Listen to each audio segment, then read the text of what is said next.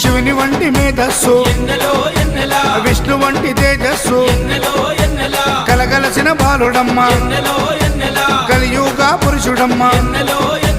మాట రాని వారి నోట మాటనే పలికిస్తాడమ్మా నడవలేని వారినైనా అడవులు దాటిస్తాడమ్మా శరణం అంటే చాలు ఎన్నెలా శరాలన్నీ తొలగిస్తాడు ఎన్నెలా ఎన్నెలా రావణ సందనాలో ఎన్నెలా అయ్యప్పకు వందనాలో ఎన్నెలా రావణ సందనాలో ఎన్నెలా మణికంఠకు వందనాలో ఎన్నెలా